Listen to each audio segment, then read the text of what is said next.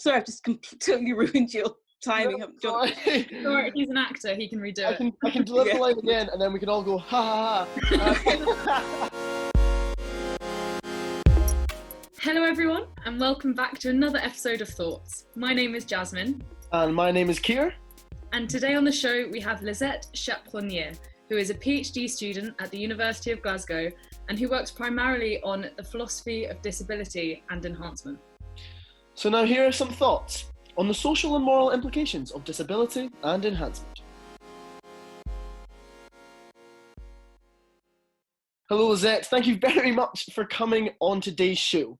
Now at first we'd like to get to know a little bit about you. So how did you first get into philosophy?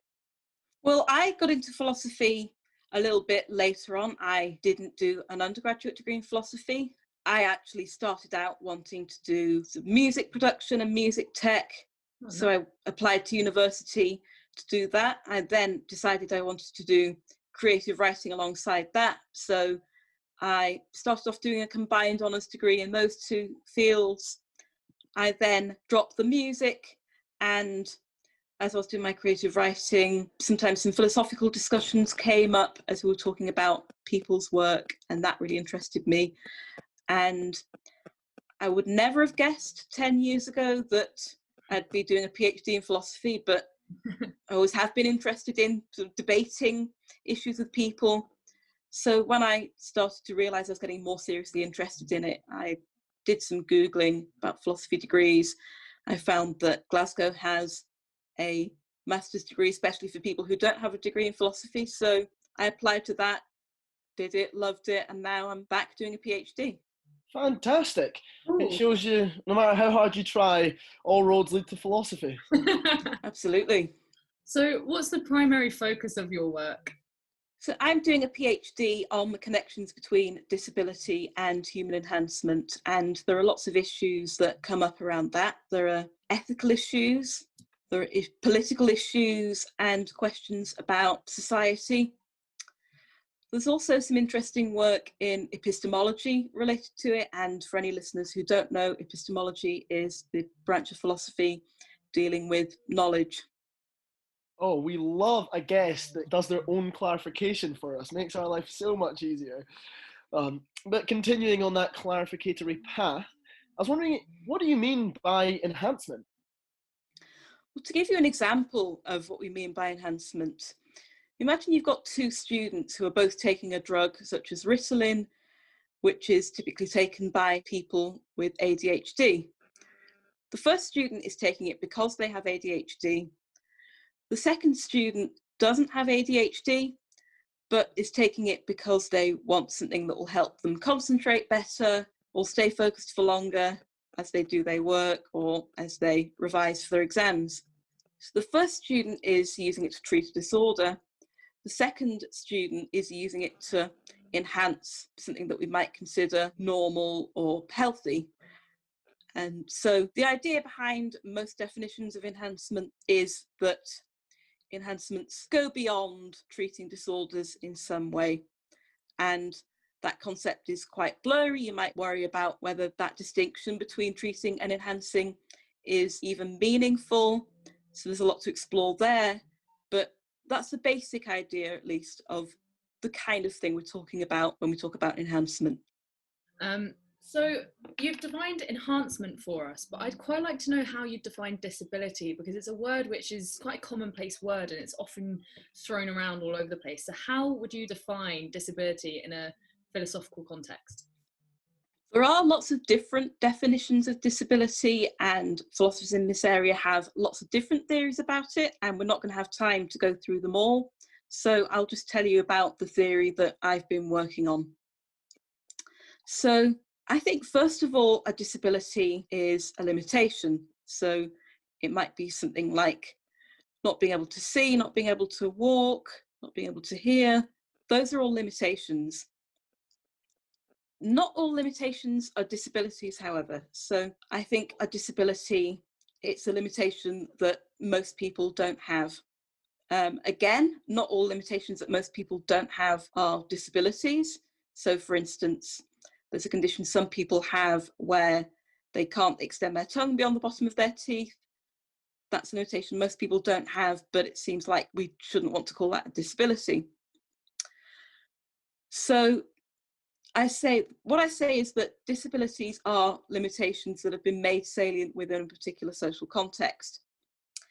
So to give you some examples of what that means, it would include the ways in which we discriminate against people with certain limitations and set up our society in ways that don't work for them. So, for instance, that we have steps rather than ramps, that doesn't work for wheelchair users, and it's a way in which we've kind of set up our society in a way that kind of assumes that you don't have the limitation of being unable to walk. But it also includes other kinds of social practices that we wouldn't necessarily think of as discrimination. So we might think that dyslexia is a disability, but if you think back to a pre-literate society, some people might have the traits that we now call dyslexia, but it wouldn't be a disability. In a world where nobody needs to read or write, dyslexia just wouldn't be salient in the right way. It wouldn't really matter very much, so there wouldn't really be any reason to call it a disability. Wait, so both Jasmine and I are dyslexic, so we're quite invested in this. Does that mean there was a day when dyslexia wasn't a disability, and then the next day it was? I think there was a time when dyslexia wasn't a disability, but it's not quite as clear cut as one day dyslexia wasn't a disability and the next day it was. As literacy became more important and more widespread, arguably dyslexia became more of a disability, but there isn't an exact threshold when something becomes a disability. It's a bit more blurry around the edges. So to give you another example, you might ask a question, exactly how severe does a visual impairment need to be to count as a disability? And that question just doesn't have an exact answer. That makes sense. That was maybe too specific on my part. But on the other side, does that mean maybe there'll be a point in the future when dyslexia will just no longer be a disability? I suppose in theory there might be. Maybe if we get really good at helping people with dyslexia, providing accommodations and integrating those people into society, then I suppose the trait of dyslexia might cease to be salient in the right way. So at least in theory, I think any trait could cease to be a disability. But again, we wouldn't necessarily be able to point to a day when it stopped being a disability. So earlier you defined disability and enhancement individually for us. Can you tell us what the relationship between them is? Yeah, they're related in lots of ways. And one way is that they might seem to be opposites of each other at opposite ends of a continuum. You might think that disability involves having less of an ability, enhancements give you more of it, or to put it in the sorts of language that I was just using earlier, disability is a limitation, whereas enhancements tend to be about overcoming limitations. Another way in which they're conceptually related is that if we accept this idea that enhancements go beyond treating disorders, and if we include disability in the category of disorders, then we can't understand what enhancements are until we understand what disabilities are. So we don't know which particular uses of drugs or genetic editing count as enhancements until we know whether the thing that we're trying to improve on is a disability or something that we might think of as just a normal human limitation. Okay, so that connection makes sense, but I'm just wondering why we should take interest in the relationship and philosophy of disability and enhancement.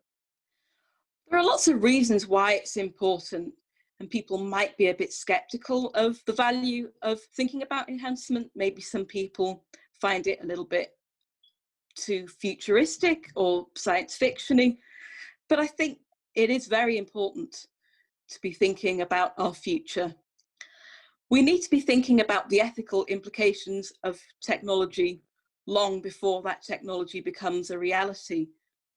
We don't want to start talking about it when it's just around the corner. We need to give ourselves time. And the value of thinking about disability might seem a little bit more obvious, that it helps disabled people, but I think it's actually a lot more universal than that. Anybody could become disabled at any time due to changes in our bodies, of course, but also on my theory of disability, we become disabled because of changes in our social context. So I actually think that as enhancements become more widespread, then some people who have just what we would now think of as normal human limitations, who don't have access to those enhancements, will then count as disabled. I totally agree with what you're saying. And I actually really respect that you're looking into it, because I think it's so important that we are forward looking. And I was wondering about what you're presenting is actually such a wide philosophy and discussion. Is there a particular area within the philosophy of enhancement and disability that you're passionate about? One thing in particular that really fascinates me is the ways that our preferences can change. One example of that is something that we call adaptive preferences. So there's a famous fable that illustrates that, and the story goes that a fox was trying to get a bunch of grapes from a tree, but he couldn't reach them because the grapes were too high. So he decided he didn't really want them anyway, because grapes are too sour for foxes. Some disabled people say that they're quite happy being disabled. It's not something that's made their life go worse. And sometimes people suggest that these people have adaptive preferences. They are a bit like that fox trying to get the grapes. These people couldn't get a cure for their disability, so they decided they didn't really want it anyway. And that's something that also might apply to enhancement, that maybe if some people don't like the idea of enhancement, you might think that those people have just adapted to a world where enhancements haven't been available so far. So again, they just decided they didn't really want it anyway. Another example of preference change is something called transformative experience.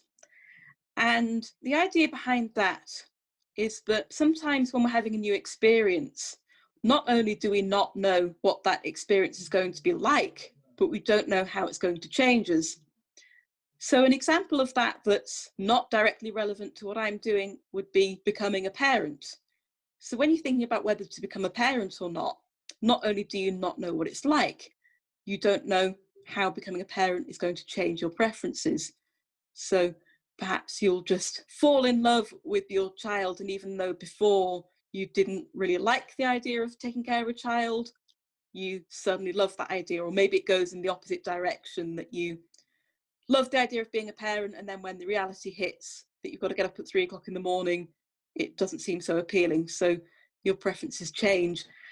And that's something that could be very relevant to my areas of interest, because becoming disabled or becoming non-disabled or enhancing one of your abilities seems like the kind of thing where it's really hard to know how it might change your preferences and how you might be a different person after that.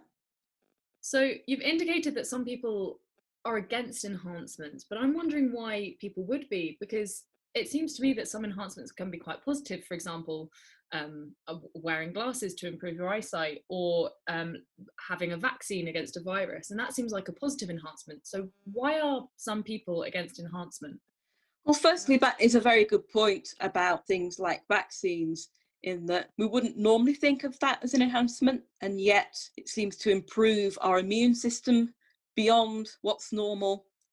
And that's actually a strategy that's often used to argue in favour of enhancement, that a lot of these things, like glasses or vaccines, that most people think of as unproblematic, are actually not all that different from enhancements, which a lot of people do have a problem with.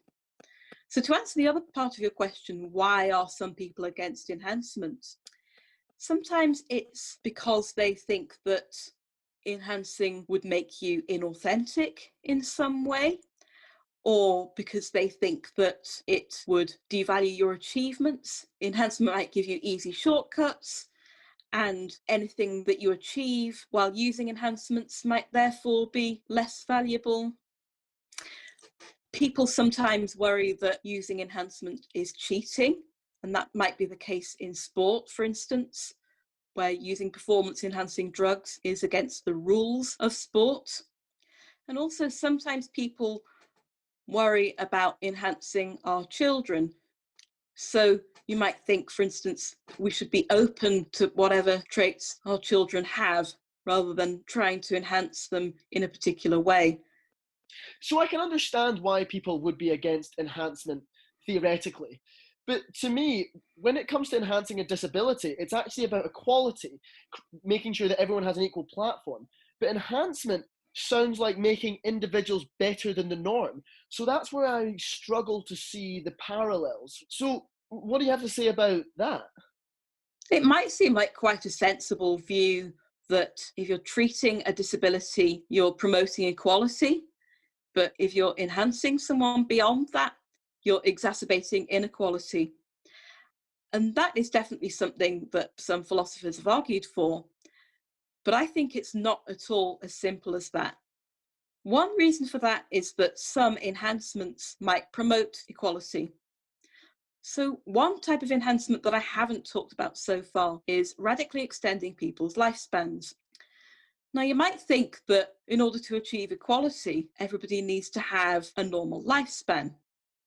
But that's not always true. So one thing that has been argued is that a lot of people in disadvantaged social positions, such as poor people or people of colour, or indeed disabled people, don't necessarily have a normal range of opportunities within a normal lifespan. So it's extending their lives beyond that might help to give them opportunities that they wouldn't otherwise get. Or if you think about how some people don't necessarily have access to education, maybe enhancing their cognitive abilities would make it a little bit easier for them to make the best of what they do have. To look at it from the other end of the scale, curing disability isn't always the best way to promote equality for disabled people. Sometimes making changes to the social environment is more effective. So, for instance, if somebody is deaf, allowing them to use sign language and giving them an environment where they can use that might be a better way to give them opportunities than giving them a cochlear implant, for instance. So this question of how to promote equality in a world where there are enhancements is quite a difficult problem, but I think that illustrates another way in which thinking about disability and enhancement together is quite helpful, because people who are thinking about disability are already thinking about ways to promote equality between people with different types of bodies or minds or with different abilities. And some of that might transfer over to enhancements. So within disability, people often talk about how we might change the social environment to allow for more equality. That might be something we can do with respect to enhancement. And an example of that might be that if we have a drug that can allow people to stay alert and awake for longer, people who have access to that will have a competitive advantage. But if we regulate that so that employers can't discriminate against people who can't use that for whatever reason, then that might be one way of making things more equal. So we might be able to make some environmental changes, but I don't necessarily think that we can get all the benefits of enhancement just by changing society. So we would need to find some way of distributing enhancements in a fair way, and that's something I'm still thinking about how to do. What an intriguing angle at looking at disability through the lens of enhancement and vice versa, I guess. Thank you for sharing all that. We're now at our final question of the interview, which is, as always, Jasmine's favourite. So go ahead. So my favourite question: what grinds your gears in philosophy, in your whole experience of studying philosophy? What is the thing which annoys you the most? The thing that immediately comes to mind is people relying on their intuitions.